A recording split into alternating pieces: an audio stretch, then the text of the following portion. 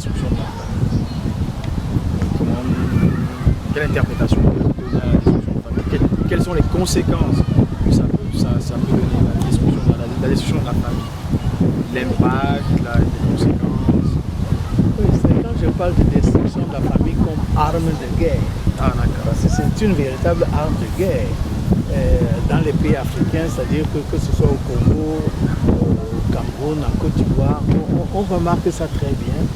C'est-à-dire que la famille africaine est ciblée pour être cassée. Il y a des phénomènes, plusieurs phénomènes. D'abord, quand les gens qui quittent le village, par exemple, pour aller en ville, c'est très compliqué. Parce que, je donne seulement un exemple. Moi, quand j'étais enfant, je savais que quand la sœur de ma mère venait, elle apportait beaucoup de nourriture. Tous les enfants étaient très contents. Mais je vois que dès le lendemain, elle allait au champ avec nous.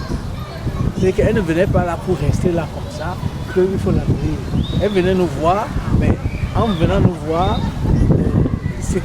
elle contribuait à l'économie de la maison. Aujourd'hui, c'est très compliqué parce que vous êtes en ville, il y a le neveu, l'oncle, le cousin qui vient du village, il n'a pas de travail et puis lui, c'est qu'il reste là. Après, il y a trop de conflits qui s'installent. Mais là où je dis que l'arme de guerre, c'est quand c'est-à-dire la famille est vraiment ciblée. Si vous regardez bien, beaucoup de gens de dans les pays africains aujourd'hui, on vous dit la famille n'est pas importante, ta famille n'est pas importante, et ta famille te détruit, et ta famille c'est la sorcellerie, et ta famille tu as un héritage négatif. Donc il faut venir à nous, c'est-à-dire telle ou telle secte ou obédience religieuse. C'est nous qui allons faire à ce que tu connaisses le salut. Mais pour que tu puisses arriver au salut, il faut casser avec nous. Et c'est nous qui devenons ta famille. Donc telle ou telle obédience, c'est nous qui devenons ta famille. Et ta famille africaine là, il faut casser parce qu'elle est trop petite. Et si vous voyez bien, beaucoup de ces obédiences religieuses prennent donc les gens et construisent une nouvelle famille. Alors, je dis que c'est un peu l'église. C'est les Européens. C'est les Européens qui ont la famille, c'est pas seulement papa. Mais l'Africain est fondamentalement assez sur cette histoire. Et tous les conflits qui viennent là, on essaie toujours de voir comment structurer, comment stabiliser, etc. C'est pour ça même que quand vous allez prendre une femme, n'est-ce pas, vous voulez épouser une Africaine, ce n'est pas vous, on vous dit non, toi là, va apporter ta famille, va amener ta famille qui est bien, qu'on parle, parce qu'on ne sait pas à toi qu'on va donner notre fille. On donne notre fille à une famille. Parce qu'on sait que le jour où il y aura un problème, on va demander à tous ces gens-là, mais qu'est-ce qui s'est passé? Nous vous avons confié notre enfant. Qu'est-ce que vous en avez fait? Bon. Or, aujourd'hui, ces obédiences religieuses disent que non, même ça, ce n'est pas la famille qui doit venir. D'abord, vous devez vous marier entre vous là, dans cette obédience religieuse-là, parce que c'est ça qui est devenu votre vraie famille. Bon, alors là, on va mettre Jésus-Christ, on va mettre tout ce qu'on veut. Il n'y a qu'un seul Jésus, mais il y a tellement d'obédience de Jésus-Christ. Et chaque obédience vous dit que non, les autres ne sont pas bons. Les autres ne sont pas bons. C'est ceux-ci-là qui sont bons. Alors, et si vous regardez bien, dans ce qui se passe là, c'est que comme il y a toujours des problèmes, n'est-ce pas, d'êtres humains dans les ménages, etc., le jour où la femme, parce que c'est les femmes qu'on vise, a des problèmes, vous allez donc voir que telle ou telle obédience religieuse va réussir à l'arracher. Une fois qu'on l'a arraché, on va lui dire maintenant comment elle doit gérer sa vie. C'est-à-dire qu'on va lui dire comment elle va gérer sa vie et c'est comme ça qu'elle doit faire à la maison. Oh, toi, l'homme, c'est ta maison, c'est ta famille, etc. Tu n'as plus de pouvoir dans ta maison. Parce que ta femme dit que c'est comme ça que... Et il faut aussi qu'elle t'amène là-dedans. Ou alors qu'elle amène les enfants aussi là-dedans. Et quand on vous amène là-dedans, et dernièrement, il y a peut-être 2 semaines, j'écoutais une émission à la radio, à Douala, d'un monsieur qui priait, et que pour guérir donc une femme là, il faut tout casser tous les liens avec sa famille. Donc vraiment, on prie comme ça. Je me suis dit, mais comment? Dans cette guerre contre la famille africaine, maintenant c'est les Africains eux-mêmes qui ont pris la relève, au nom de Jésus-Christ, au nom de ceci, au nom de cela, etc. En disant qu'il faut casser cette famille. Or, tous ces gens, ces pasteurs, ces prêtres, ça, qui en réalité sont de bonne foi, de bonne volonté. Mais ce sont des ignorants et c'est ça qui est terrible. Vous n'avez pas le droit, pasteur ou religieux, enfin, vous n'avez pas le droit de bâtir tout votre message sur l'ignorance. Vous n'avez pas le droit. Bon, chacun se déclare tout de suite théologien, prêtre, etc. parce qu'il dit que c'est venu de Dieu. Non, c'est Dieu, ça vient de Dieu, c'est bon. Mais tu dois te mettre à l'école pour savoir, pour avoir les faits. À partir de là, c'est-à-dire que tu ne vas pas détruire des gens. Parce que Jésus n'est pas venu pour détruire les gens. Jésus n'est pas venu pour détruire les familles. Mais c'est ça qui se passe actuellement dans les pays africains. Jésus est venu pour donner l'amour et la paix. Jésus est venu pour que vous puissiez, c'est-à-dire honorer le Seigneur Tout-Puissant. Mais chacun en fait maintenant une espèce de fonds de commerce. Jésus est devenu une espèce de fonds de commerce. Oui, ça c'est sûr. Ça, et chacun, n'est-ce pas, maintenant fait sa petite église quelque part, avec la caisse, etc. Mais ça, c'est quoi ça? Donc, ce qui est... Mais je crois que l'Afrique va résister. L'Afrique va résister et c'est ça qui est bien. C'est que même tout ça aussi va passer. Tout ça va passer. Non, nous veillons quand même. Tout ça va passer.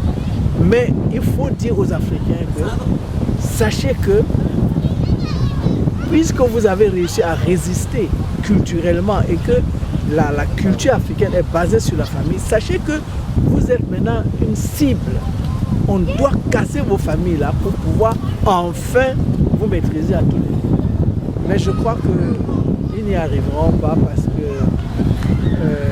l'origine de l'humanité, c'est nous. Je ne sais pas pourquoi Dieu a voulu qu'il en soit ainsi, mais l'origine de l'humanité avec tous ses hauts et ses bas, c'est nous. Et je crois que nous allons réussir par la grâce de Dieu à montrer à l'humanité que la famille est une base fondamentale. La famille est une base fondamentale et cette famille-là dans laquelle naît un enfant, cette famille-là qui encadre, qui structure l'esprit de cet enfant, cette famille-là est très importante et l'Afrique va résister. Et va dire au monde, la famille est importante. Et cette chaîne-là, parce que vous comprenez, nous sommes vivants aujourd'hui. Quand demain nous ne sommes plus, il faut qu'on soit interpellés. Et ce n'est que les enfants que vous allez laisser pour vos enfants spirituels vont continuer à vous interpeller. Parce que pour nous, les morts ne sont pas morts. où sont les morts? Où sont-ils s'ils ne sont pas morts? Non, mais comment? Ils continuent à vivre, ils sont avec nous. Ils sont avec nous. Ils sont avec nous et vous savez très bien qu'un Africain, dès qu'il est en plein danger, il sort le nom de quelqu'un. Il sort le nom de quelqu'un et après ça se sécurise. Mais ce qui est terrible, c'est que les Africains se laissent berner d'une manière extraordinaire. L'Africain va prier le Saint François, Saint Joseph, Saint Émile et on va lui dire que quand il va parler, invoquer son grand-père ou sa grand-mère qui a fait des choses extraordinaires, que là, il parle du Satan. C'est ça qui est extraordinaire. Donc, moi, je suis, avec tout ce que j'ai dit, je suis plein d'espoir. Je suis plein d'espoir parce que nous sommes là, nous sommes vivants, nous travaillons et nous essayons de reconnecter, n'est-ce pas, tout ce que nos ancêtres nous ont laissé depuis des millénaires avec les prouesses du monde moderne. Et cette reconnexion-là, vraiment, vous les jeunes, c'est ça le défi à relever. Oui, Prince, j'ai une question par rapport au défi à relever. Il y a cette grande mouvance mondiale qui pense qu'on devrait reconnaître à chacun de nous ses droits. Ses droits à la liberté de mariage, ses droits à la liberté de religion, ses droits à l'appartenance à n'importe quelle organisation, je dirais sociale, les autres l'appellent organisation secrète.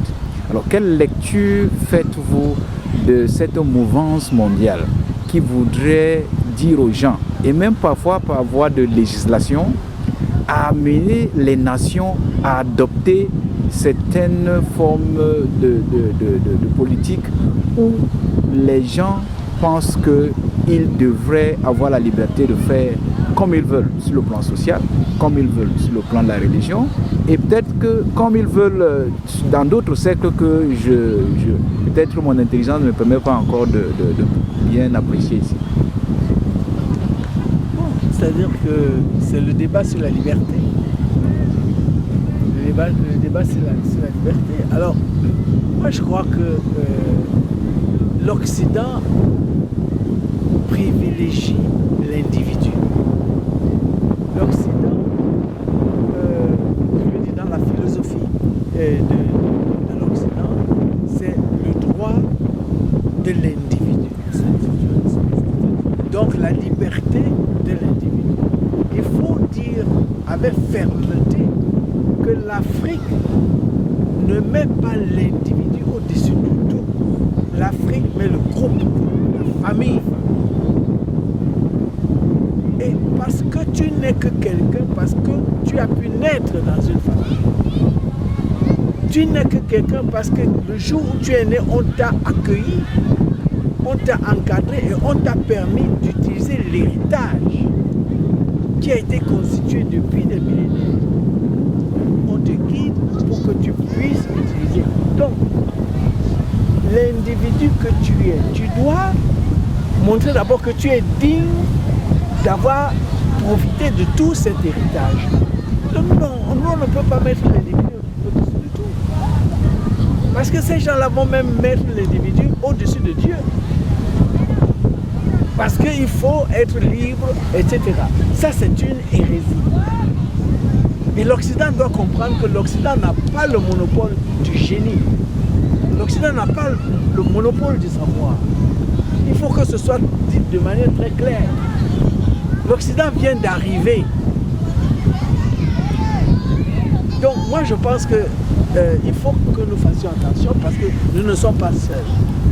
Même nous les Africains, on sait très bien que quand tu es vivant, mais sache que tu n'es pas seul. Tous ceux qui t'ont précédé, ils sont bien là et tu leur dois du respect. Tu leur dois du respect. Maintenant on commence à dire que l'individu, mais arrêtez cette folie. Ce n'est pas l'individu qui a permis à l'humanité de survivre. C'est le groupe. Et c'est tout l'héritage que tous les groupes de ce monde ont constitué. C'est ça qui nous permet maintenant de jouir de ces, de ces performances au niveau de l'individu.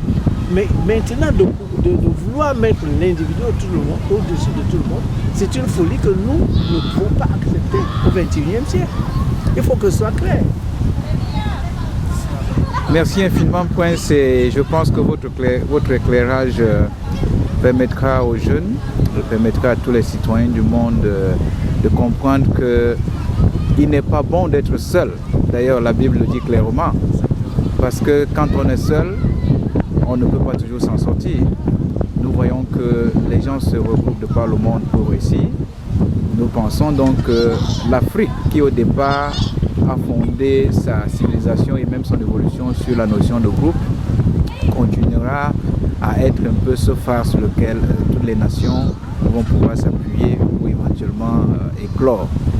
Nous vous remercions beaucoup pour ce temps que vous prêtez autour de nous et vraiment nous sommes tellement enrichis et nous ne cesserons de vous remercier pour le temps que vous nous accordez pour répondre à nos inquiétantes interrogations. Merci aussi. Merci.